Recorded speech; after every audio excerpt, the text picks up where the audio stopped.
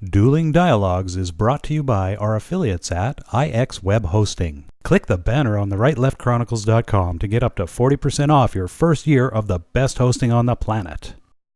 Today's episode of Dueling Dialogue is brought to you by Saucy Eva. GMA's marinade is coming soon to a plate near you to gourmetize your meats and proteins.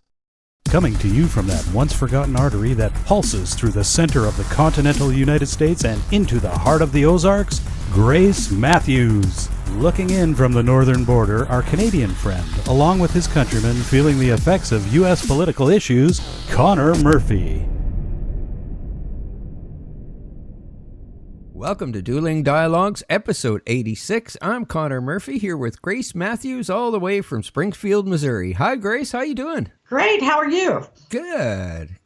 Lots happening in the news lately. Yes. Inspector General Michael Horowitz says that Andrew McCabe should be criminally charged. Wow. He turned this over to the DOJ. We're not sure when, but they just released to the media less than an hour ago that his lack of candor on multiple occasions is criminal. Right. He has, lied. He has lied and leaked. Wow. Okay. And he's an Obama guy, right? Horowitz? He is.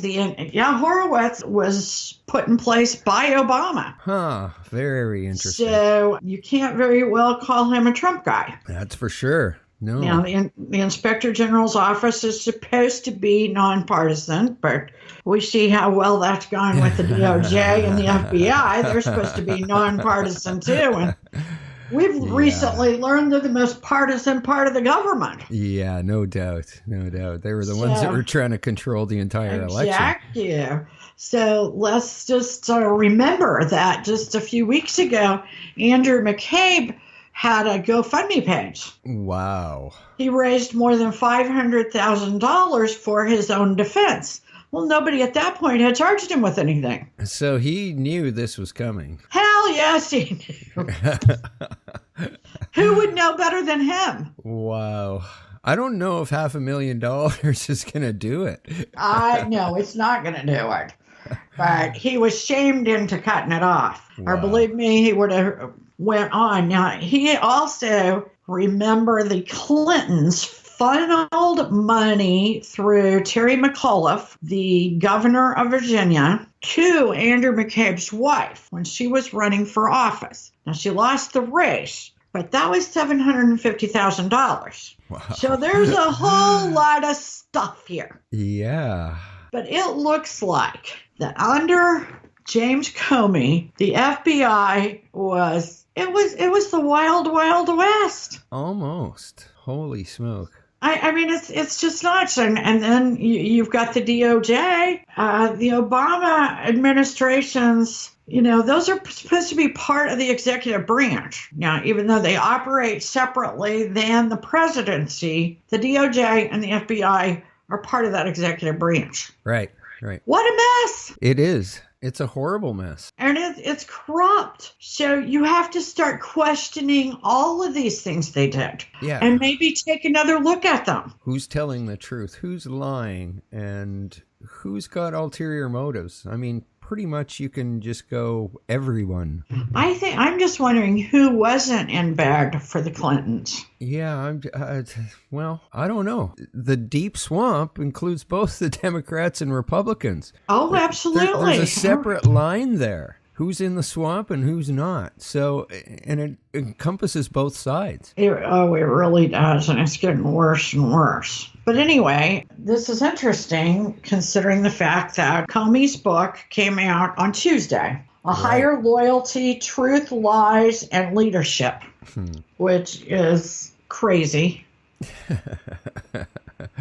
I mean, truth. I mean, somehow James Comey believes he is the moral authority. Right. I mean, he is above the Pope. The cop goes straight to the bone. Exactly. Yeah. And I don't get it. I mean, the first part of his book is pretty interesting because he changes jobs like underwear. I mean, you would think that this guy kind of goes someplace and sticks around, but he doesn't. He has gone from New York to DC, lots of different jobs. Wow. I don't know. I mean, for pretty close to 40 years. Huh. I had no idea. I thought he was like a career guy. Well, yeah, and he is basically Clark Kent.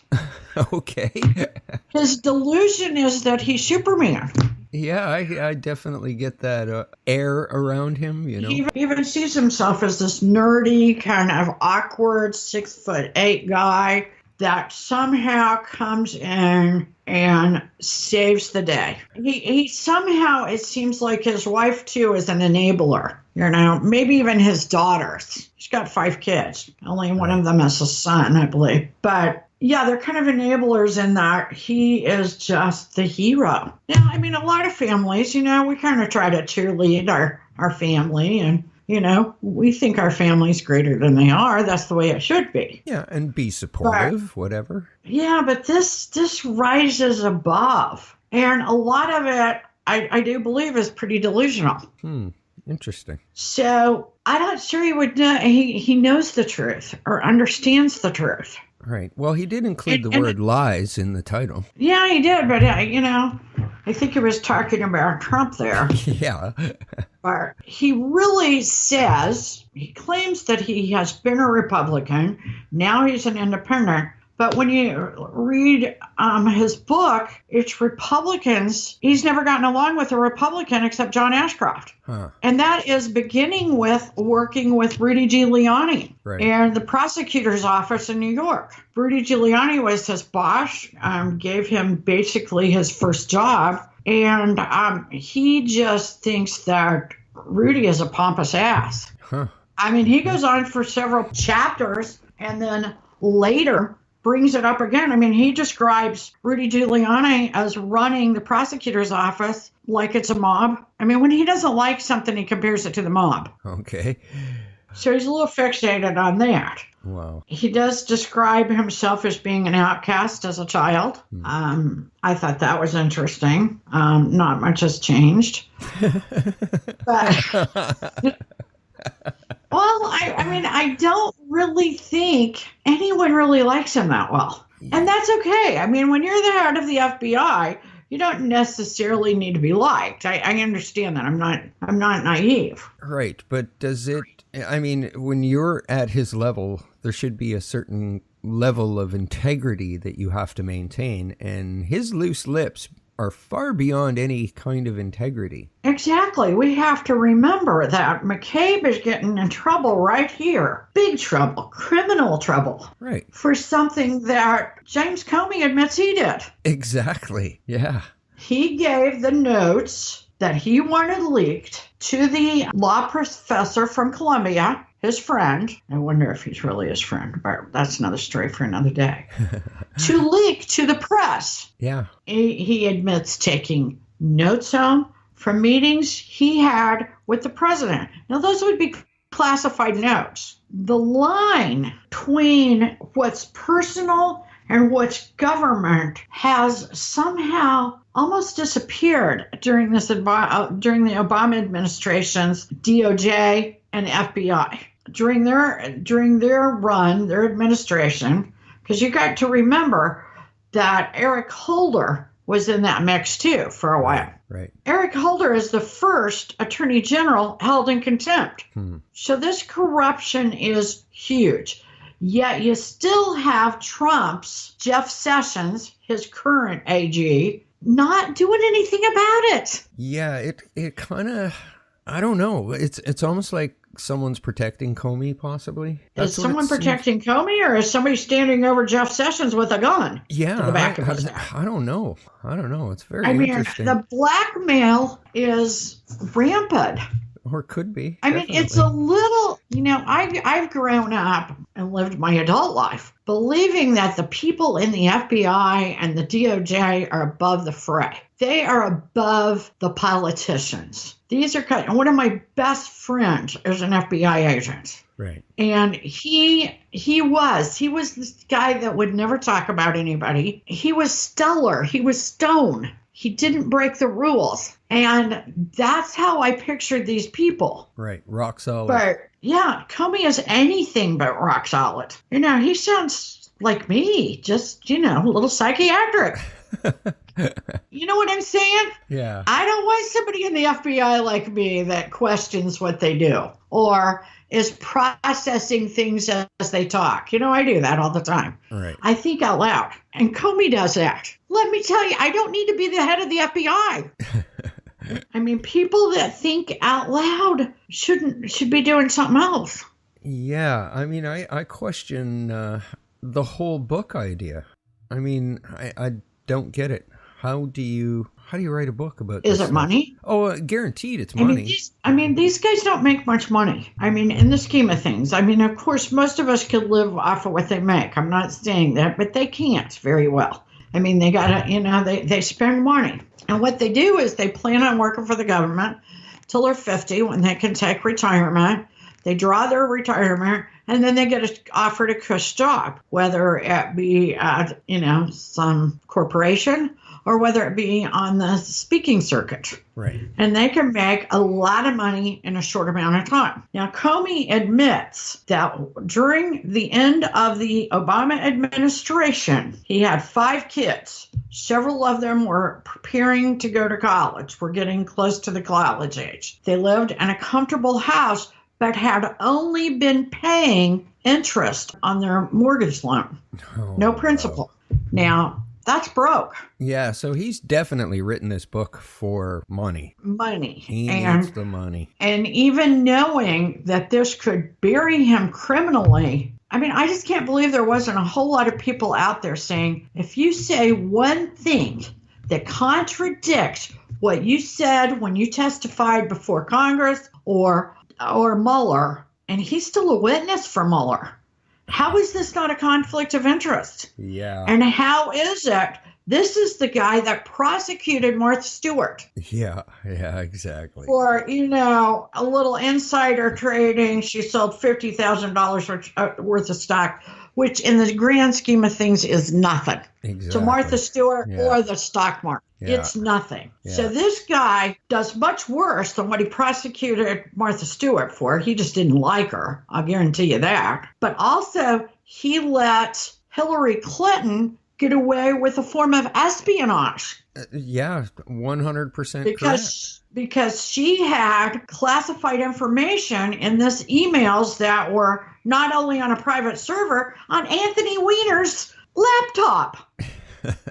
Yeah. So think about how much worse, and we haven't even talked about the Uranium One deal, okay? Right. Think about how much worse that is than Martha Stewart. Martha Stewart's ditty didn't hurt a soul. Yeah, exactly. Yeah, she lied about it. Yeah, and you know what? She was rich, so, probably felt real good to take down somebody that's rich when you're poor. Exactly. But you've got to wonder how in the world he rationalizes this. The only way you can rationalize something like this is to have an ego that is inflated beyond belief. Yeah. Yeah, and you kind of get that. That's what you get in his book. That's what you get when you hear him talk in these interviews. Yeah. I was just going to say that. That's what you get when he's, in front of a camera or whatever. You get that. He's loving it. Loving every minute of it. Oh, he is. And his book is aimed towards that person that suffers from Trump derangement syndrome. Now, you got to know that his wife and his daughters they wanted Hillary to win more than anything. They marched for her. They campaigned for her. So you've got to understand that he really does want to please his wife and daughters. Yeah. They've got this symbiotic thing going, okay, in that family. So it reeks of corruption. They let Hillary off because, number one, they thought she was going to win. Number two, they needed her to win. Yeah, and in his position, he is supposed to remain non-biased. Well, he is. And this book, I know. He tries to paint that picture, but he also tries to paint this picture, like I said, of someone who is trying to make the FBI more diverse. He's very PC in this book. Okay. He's saying all the things he needs to say to romance these pro Hillary, Trump deranged people. I can't believe that he was allowed to put this book out. Well, I'm not so sure they could stop him, but they can sure use it against him. Yeah, it'll be interesting to see what's going to happen here. He talked about, and he really lowered himself. He mentioned the size of Trump's hands. Now, remember that being a sort of a deal during the campaign with Rubio. Yeah. And he mentioned that he probably wore those goggles when he put on the Cheeto dust, as you call it. Yeah. I don't think he gets in a tanning bed. I think he uses some sort of spray stuff. Yeah. I don't know what he does. He does have rosacea, according to his doctor, but so he did mention that. That seemed to be a ridiculous sort of bully thing for the former head of the FBI to bring up. Yeah, exactly. I expect more. There goes all professionalism out the window. Exactly. And I think I am a little deflated by how unprofessional these people that I had sort of put on a pedestal, how unprofessional they really are. And how they're more emotionally unstable than most people I know. Think about this affair, that texting, those two people, that were working with Andrew McCabe, which surely cannot come out of this without some sort of punishment. The lovers, right? They were texting in a few months' time, very few months' time. They had more than 10,000 texts. Wow. Are you kidding me? When did they work? No doubt. I don't know that I've sent 10,000 texts in my whole life. So here's a question. It kind of looks like they're making their way forward with this whole thing, with McCabe possibly facing charges. Are they going to go up the ladder and include Comey in this? I think so. I think Comey will be in here. I think Loretta Lynch will be in here. I think you got to get the two lovers in here at some point. But he said that there's going to be more reports coming from the DOJ in May. But my understanding is they're going to trickle out a little bit at a time. So, last week we heard that McCabe's a bad guy, that he did all this stuff. This week, here we are at Thursday, and we learned that they're asking for an indictment. Wow. Okay. So I'm thinking this is going to trickle out a little at a time. Or as needed, Well, yeah. And you've got to also know that these guys that aren't working for the DOJ or the FBI anymore, they have to, for the investigation to go further, it has to go to the DOJ's office, because the Inspector General, by authority, can only indict someone that's currently working for the government. Okay. So Comey, in order for them to even investigate further, it would have to go from the Inspector General's office as a request from the DOJ or to the DOJ. Right. Because that's just their job titles, their job, descriptions. Now, the two lovers could face theirs through the Inspector General because they're both still working, oddly enough. Yeah, no kidding. But Loretta Lynch, Comey, McCabe, those people are no longer actually working for the government. So that would have to go through the DOJ, which scares me because thus far, Jeff Sessions hasn't been willing to do any of that. Right. So we have to see what happens. Yeah. Are they going to be accountable? I don't know. I don't know either. And will Hillary's case be reopened? Yeah, well, I don't know. I don't know that it was ever closed. Yeah, that's what I was just going to say. I don't know if it was ever closed. I don't think they were moving too fast on it, but it sounds like they're starting to maybe make some sort of progress. That's from what I heard. Did they ever really officially label it a criminal investigation? If they didn't and they were just looking into it, maybe it should really be open. Those are all legal terms, and oftentimes it matters how they're labeled. Right. Whether they can be reopened or if they were never officially opened, it can now be opened. Well, definitely agree that there's some interesting stuff that's going to be coming out soon. Absolutely. I'm sure that Andrew McCabe, I have a feeling we will hear some little statement because he just can't keep his mouth shut, either from him or his attorney sometime before the evening's over. Yeah. Well, I'm sure because he was started to raise money a couple weeks ago for his lawsuit. Yeah, he got didn't up to exist $500,000. Yeah. He was expecting it. Something tells me Comey's expecting it. But he's a little delusional, so maybe not. Yeah, who knows? Yeah, I would agree with you there. Yeah, and we don't always agree, but life's a journey and we're all in this together. Remember, do not become anyone's victim. Godspeed, Connor, and Godspeed to all of our friends out there. Godspeed, Grace, and everyone, thanks for listening. Dueling Dialogues is brought to you by our affiliates at IX Web Hosting. Click the banner on the rightleftchronicles.com to get up to 40% off your first year of the best hosting on the planet. Today's episode of Dueling Dialogue is brought to you by Saucy Eva. GMA's marinade is coming soon to a plate near you to gourmetize your meats and proteins.